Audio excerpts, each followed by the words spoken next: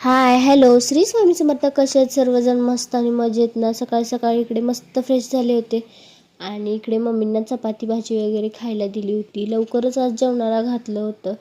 ताई गावी जाऊन परत आले होते कारण त्यांचं थोडं सामान राहिलं होतं म्हणून ते येताना घेऊन लागलेच आल्या. आम्हाला जरा बाहेर जायचं होतं कुठं ते तुम्हाला पुढच्या व्हिडिओमध्ये समजेलच. इकडे पोरांची आमच्या मजा मस्ती चालू होती. चपात्या बनवतच मम्मींना जेवण वाढून सुद्धा घेतलं. मला पण भरपूर भूक लागली होती म्हणून बनवतच खायला घेतलं होतं. मम्मींना सांगितलं मम्मी मला भूक लागली. मम्मी म्हटली की काही गडबड आहे का, अगोदर खाऊन घे आणि मग बनवायला थांब.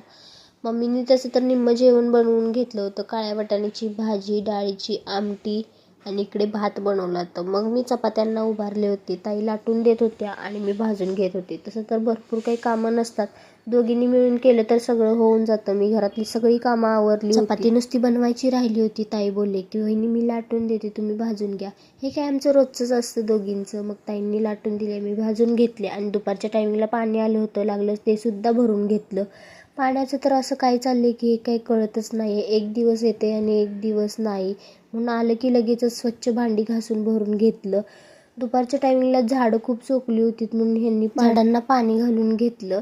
माझं तर एक दिवस घालायचं एक दिवस नाही घालायचं असं लक्षातच येत नाही. हे मात्र नेहमी पाणी घालतात झाडांना. संध्याकाळच्या टायमिंगला आम्ही सगळीजणं गॅलरीत बसलो होतो, पण एवढं वारं पाऊस आणि काय विचारूच नका.